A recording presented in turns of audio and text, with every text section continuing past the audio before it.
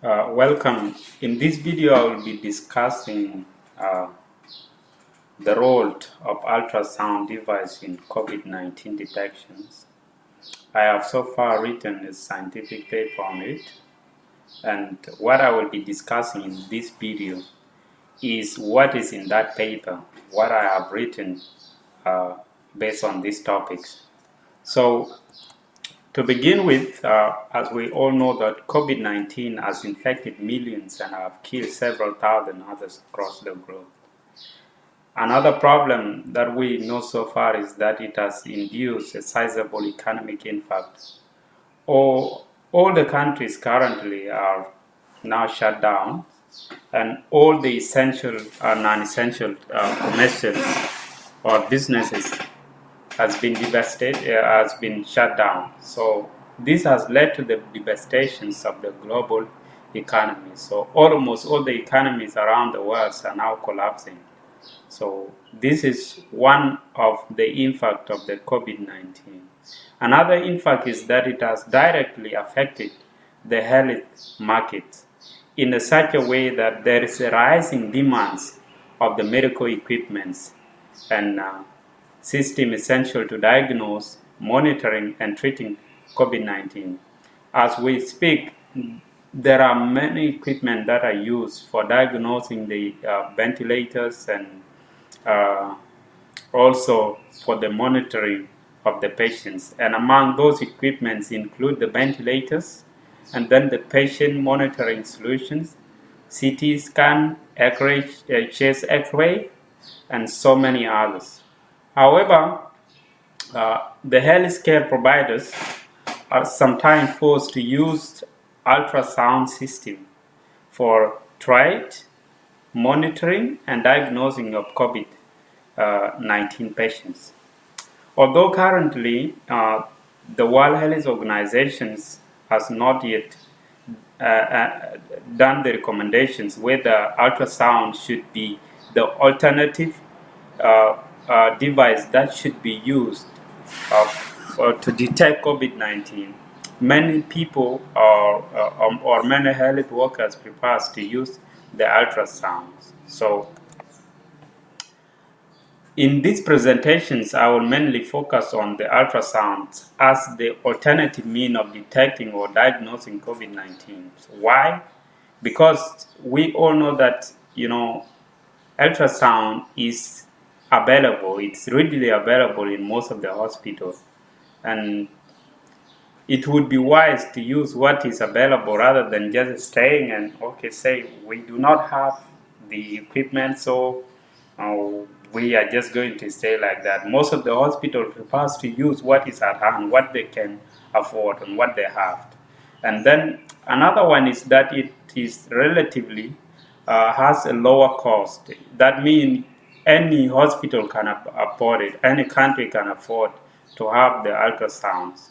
Another fact is that it is portable. You can actually carry it with you, and it can also be quarantined with the patient. So that gives it a very high chances of it being used in any situations.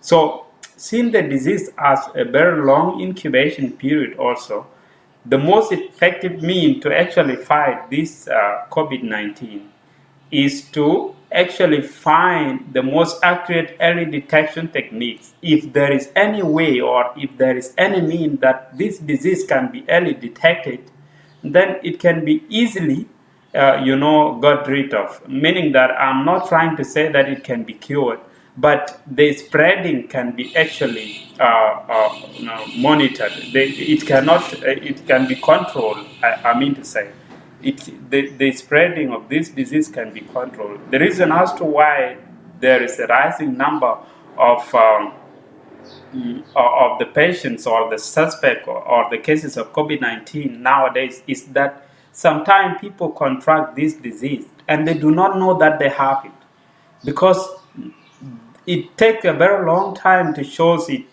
real symptoms. So you will feel that, oh, maybe I have a normal flu, and you will be interacting with many people, and those other people will be interacting with many people, and so on and so forth. It's a chain that is actually that cannot stuff. So if there is any way that actually, if there is any way that a patient can be detected or it can be detected, then that patient could be isolated before he or she mingles up with the rest of the people, which make it to be a real pandemic. Now, uh, I'm not trying to say that, ultrasound is an ideal device that could be used to detect COVID-19. However, it is an alternative. It's an alternative that we can use to actually detect the COVID-19. So, although we can use it, we cannot absolutely say that it has no limitation. Of course, almost every device has limitations. So there are limitations of these ultrasounds, and there is need for them to those limitations to be addressed to enhance its functionality. So before we look at the role of ultrasound device in COVID-19 detections, we have to look at the physics of it. What is the physics behind the ultrasound, and what is the ultrasound itself? So, ultrasound is a sound wave with frequency higher than the alpha audible limits of human earshot. So, ultrasound device is an imaging medical device that use properties of waves such as reflection, refraction, intensity, and frequency. I didn't put the echo there. So that is what an ultrasound device is, and it works within the range. When we consider the ultrasound, it has the range from 20 kilohertz up to several thousands, million gigahertz. So that is that is the range in which the ultrasound is. So an ultrasound machine makes images so that organ inside the body could be examined. We actually see the organ inside the body using the ultrasound machine. So how does that happen? The machine sends out a high frequency sound wave which reflect of body structure. So meaning that there it sends the waves, and then it also receives the waves. So we are going to look at how does it actually do that. So the only way in which or the use of ultrasound that most people are probably acquainted with now is that ultrasound is used to examine the pregnant mothers, to actually examine the coitus or the unborn baby, and that is the most frequent used methods. So here we are going to look at the block diagram of the ultrasound. There you can see the analog processing. That is where everything started. Okay, so and then you go to the beam forming, demodulations, beam mode, color. I will not be going into the detail of this because this is not what this research is all about. So I'm just trying to show you how the inside of the ultrasound machine look like. So this is the block diagram. This is the design, the technical design of it. So this is also the basic structure. This is how everything happens, how the procedures is performed. And as I said before, that as you can see, there is a baby there and the mother. So that is so coming to the ultrasound device. So how does it actually look like? There are so many variety of designs concerning the ultrasound, but I've just taken a few of them. One is that this one here, if you go to most of the hospitals, you can find one like this. Me, I have seen one like this sometime back when I went to the 57 hospital, 56 hospital, the children cancer hospital. There are many of it like that. And another one is this one, which is very affordable. Actually, you can even put it in your own pocket. and then you move around with it, which is why I said before that this ultrasound here could actually be used anywhere, even it has it have a high power carriage, it has the power with it, so you don't need to have sufficient power connections to work with it, because you can charge it and then you move around with it. So if there is no electricity, it can also be used. So which is why this ultrasound is really fascinating. I really love this. So here, what are the parts of the and the functions of the ultrasound device? So here you have a transducer probe, and this transducer probe, its function is sending and receiving of the sound wave. This is the part that actually interact with the patients. So it is attached with the patients. It send the waves, and it also receives the waves. So another part that we can also see from another part of the ultrasound device is the CPU, the central processing unit. We know this one from the computer. And what is the work of CPU? Actually, the CPU here is like the brain of the computer. It does almost everything. It does the calculations. It contains electrical power supplies for it and the transducer probe. So another one is the transducer fault control. This is whereby you can change the amplitude, frequency, durations of the pulse emitted from the transducer. So this is the control part. You can control the signals here. Another part is the display. This is the monitor or the screen of the ultrasound. So this is whereby the image that had been formed by the ultrasound is displayed. You can see that image on the monitor or the display. So another one is the keyboard or the cursor. So this one is what we use to input in data or take the measurement from the display. So this, like if we need to enter some data, we use the keyboard or the cursor. So another one is a disk storage device. So this one is here, is where you can store the image that had been actually formed or taken from the ultrasound. You can either use, say, it is hard disk, it's floppy disk, or CD. So another one is the printer. Like for example, if we need that image as a hard copy, not a soft copy. If we need it as a hard copy, and then we can print it. The printer is actually attached with the ultrasound device. So that means it is also the part of the ultrasound device. So technically, these are the basic part of the ultrasounds, and I have talked about their functions. So how are the images formed from the ultrasound? How does actually ultrasound form the images?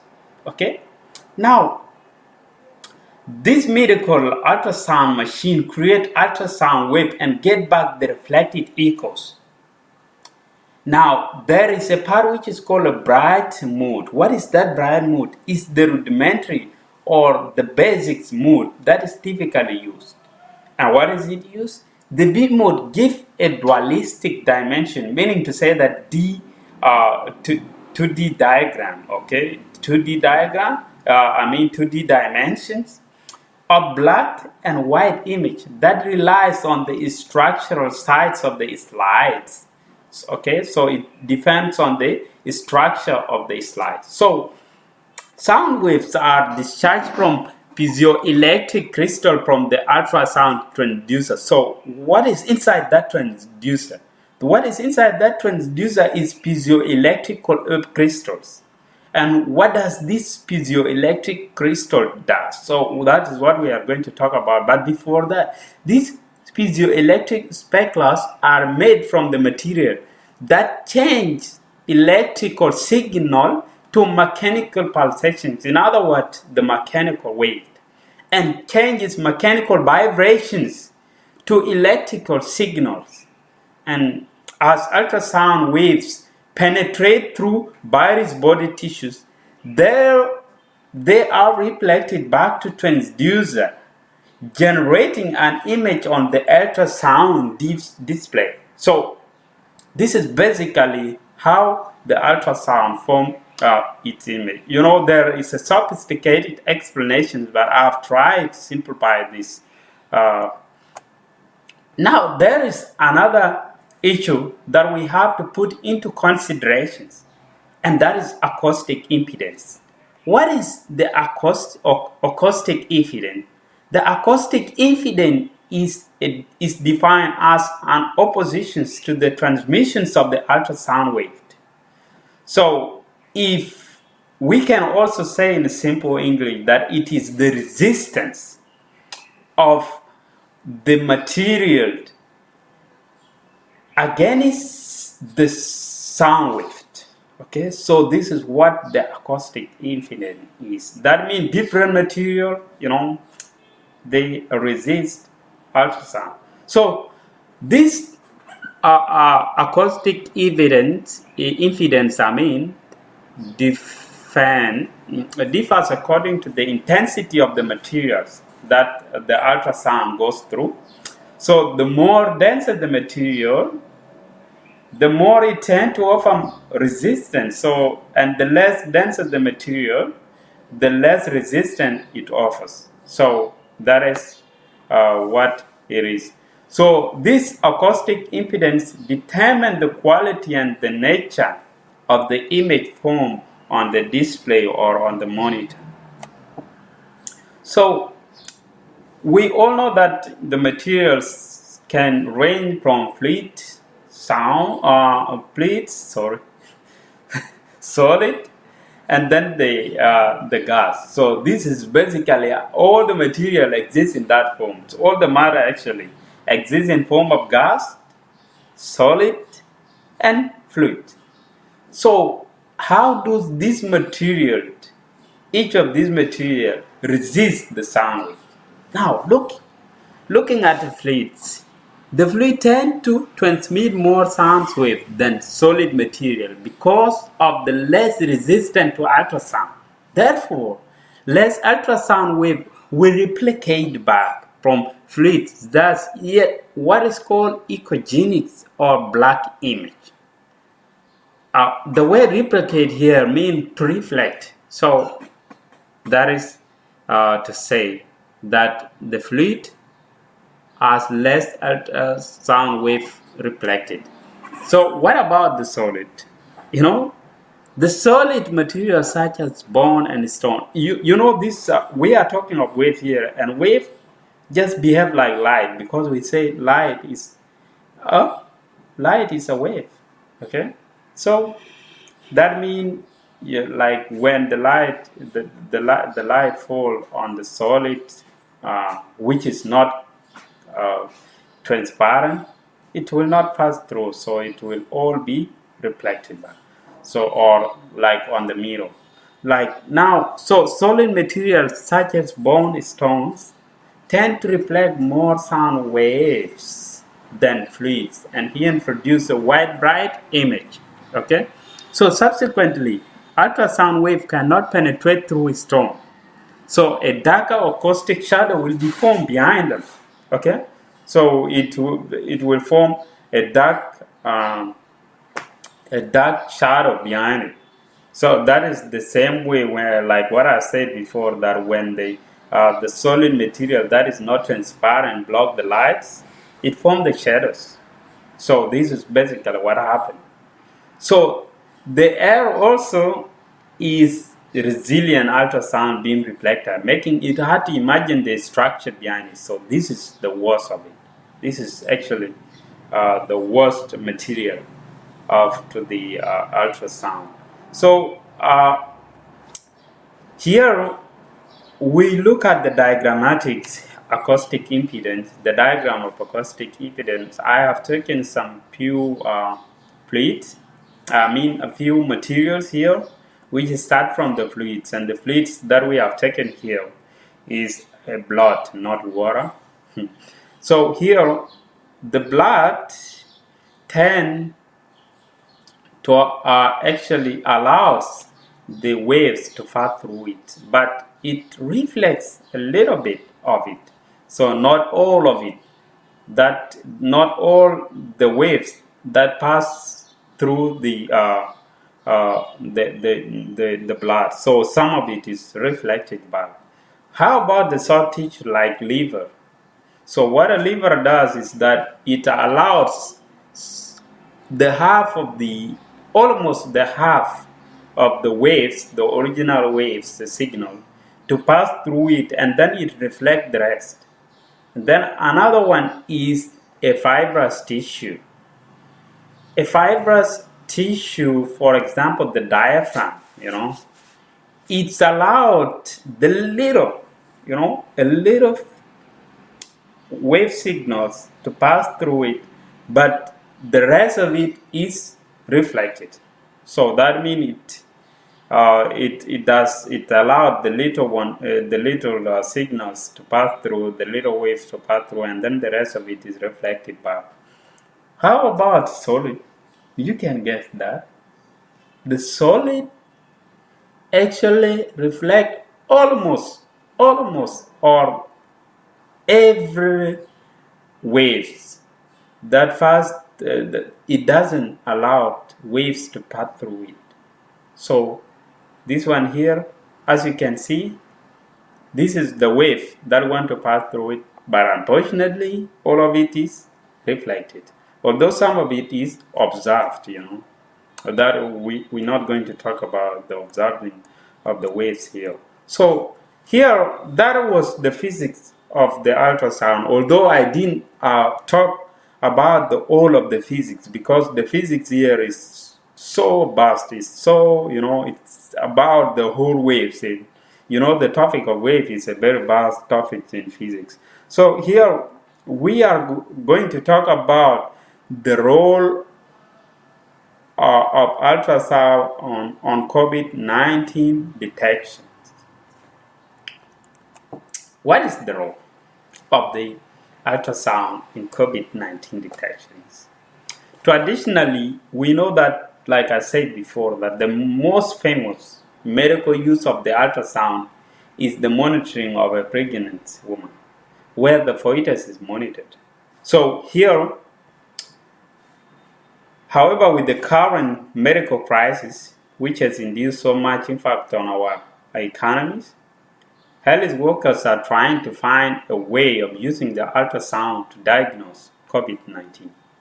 So we know that currently the most used medical equipment in the hospitals are CT scans, chest X-ray, but they have many limitations. So most doctors find it more convenient, to use the ultrasound at the earliest stage of the COVID-19. At this stage, the chest X-ray and CT scan cannot be effective because it cannot be effective. So what are the advantages of using ultrasound in COVID-19 detections and monitoring? So the ultrasound is easy to use. You do not need a complicated knowledge or sophisticated setting to operate the ultrasound. It's very easy. Any normal person can do it. You can just be shown how it can be operated, and you will be good with it. It can only take a day, two, or So that means it cannot be very difficult for the nurses in the hospital or maybe the doctors to use it. Unlike the CT scan, which needs the most of a sophisticated setting, and it needs the person that had been trained in the field of radiology to be the one operating it. Same to the X-ray. You can just say, "Oh, I'm going to take a picture of X-ray," and then you go and try to take it. No, it will be very hard for you. So here is one of the most important advantages of using ultrasound. Another one is that it is cheap, and I talked about this before.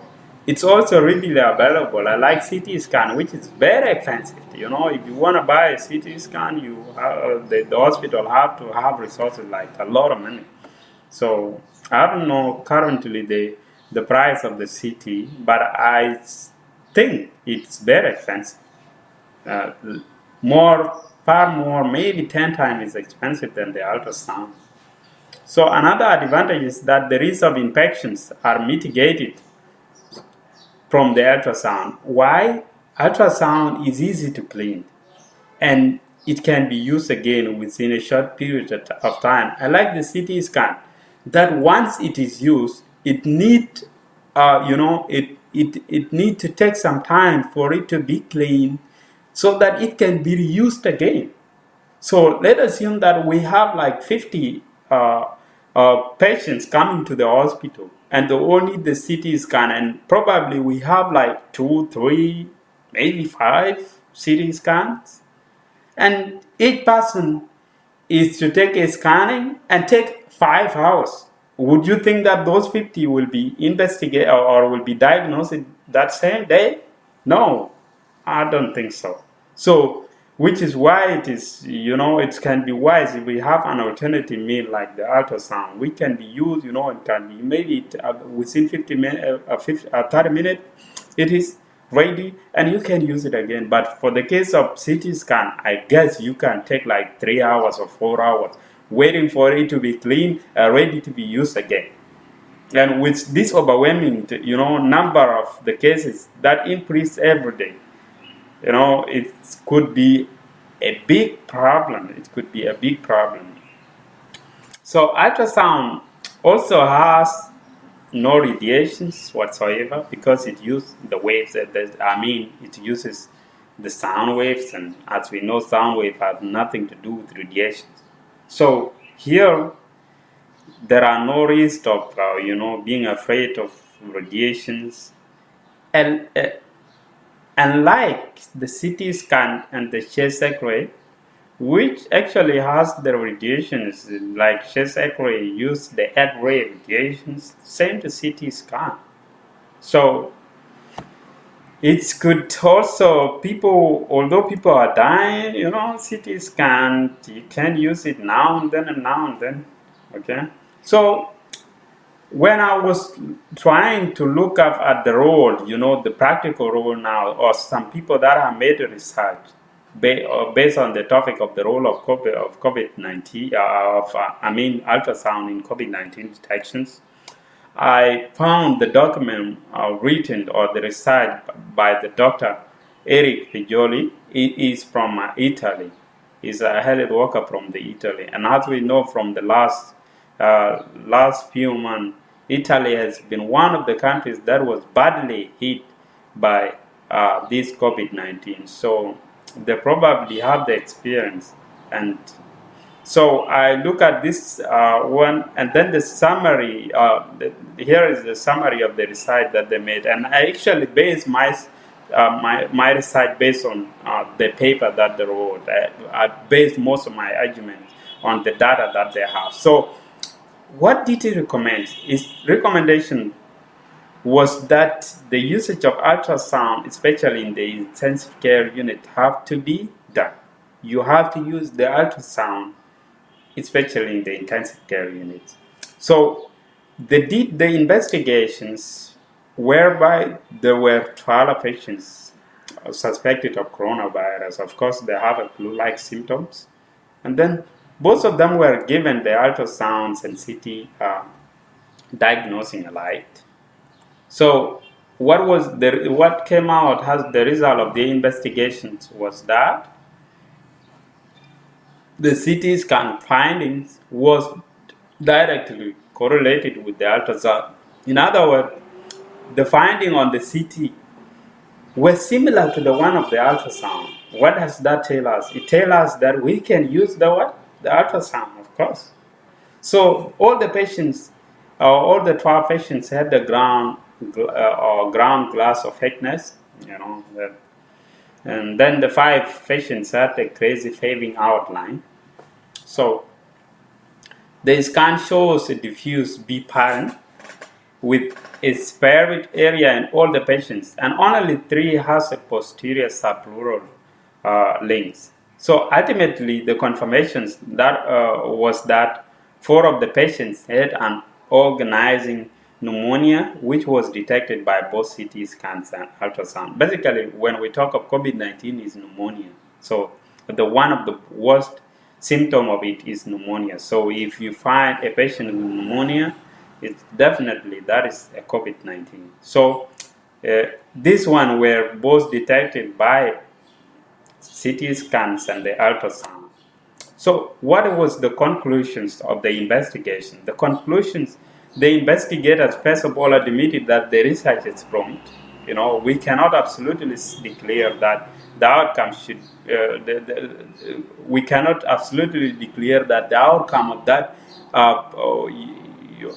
of that experiment was perfect, and it have to be, no, it is that we just trying to say it have to be said from the experiment that ultrasound can also be considered as an alternative. So it can be used to control the patients, and also sometimes it can be used for diagnosing. So like before in the experiment, it shows that the ultrasound images were correlated with the one of the CT scan. So what did the Pajoli finally say was that the data they used were preliminary, and that there is need for a further research on the topics to confirm whether there is actually a role that ultrasound can play in detections of COVID-19. So that is what it finally says. So, but that does not mean that the experiment they did was wrong. It was right, and that is why they consider using the ultrasound. So, if furthermore recommended that the use of the bedside ultrasound for early diagnosing of COVID-19 pneumonia is to be done. So you have to, if you have to detect the COVID-19 pneumonia early, you have to use the ultrasound. And before I said that, if this disease is to be medicated, if this disease is to be got rid of, then there have to be the earliest accurate way of detecting the COVID-19 pneumonia early. If it is done like that, then there will be no cases increasing, because the cases are increasing because sick people are mingling up with people, and people do not know that these people are sick because the symptoms are not there. So you can't just say, oh, this person is sick. So that is basically what. So personally, my conclusion is that based on the many papers that I have read so far, and based on many papers that have been written, including the one of Dr. Pajoli and his team, plus the one that had been written by another Spanish health worker, there is a clear indication that we should use this ultrasound to actually detect COVID-19. So that is what I personally think based on what I have read so far. And although there are so many limitations of the ultrasound, because the quality of the image of the ultrasound device is not the same with the quality of the image that you can get from the CT scan, and also the quality of the image that you can get from the chest X-ray. But whatsoever, we also have to consider using the ultrasound waves. So here is my poster that I designed on the ultrasounds. So there is the definitions of the ultrasound. Is a device machine that uses a high frequency sound wave to view internal organ tissue, blood vessels. These waves are sent into your body, then reflected off your organs and tissues back to the probe to create an image. So that is what I talked about before. This is the same block diagram that I used before. And then the theory of applications is that this ultrasound device uses the echo of the waves to achieve its functionality. In other words, the ultrasound device uses sound waves, properties such as reflection, refraction, frequency, intensity, scattering. There are so many of them through transducer for imaging. So the advantage of using ultrasound is that it is non-invasive, meaning that it does not infect people. And then another one is that it negates the it negates the need expose the patient to the ionizing radiations. And then there is quick performance. There is a low cost which make it affordable regardless of the economic constraints. Advantages of using ultrasound for COVID-19 detection is that the initial diagnosing of COVID-19, it can initially diagnose. The assessment of the disease severity, okay, as long with history and other clinical examinations are there. So the management of the disease, hence lowering the risk of the staph infection, so it cannot infect the. Another one is that this is the basic structure, like I told you before. And then the part of the ultrasound, there is transducer probe, that is send, receive. I talked about all that before. And then here is the disadvantages of ultrasound over CT. There are also disadvantages just like there are advantages. So it is not ideal for the airfield organ. Like before I said that, it's bad news that the ultrasound does not actually pass through the air, or the picture is not, you can actually tell if what the problem is with the picture of ultrasound in the airfield organs. So, like for example, in the lung, it's a bad news, but still we can use it. Whereas CT scan is very effective technique for the airfield organs. So ultrasound also cannot penetrate the bones. Like before I said it, it obstructs. So if if we are looking for the organ which is covered by the bones, then it could be a bad news. But CT scan and then the chest X-ray is an ideal. Okay, it's an ideal device that we can use. Another one is that ultrasound cannot penetrate deep. As the result, it cannot get a clear picture of the most deep internal organs. However, CT scan has X-ray that can penetrate any depth of the organ. So another limitations. I didn't talk about the noise to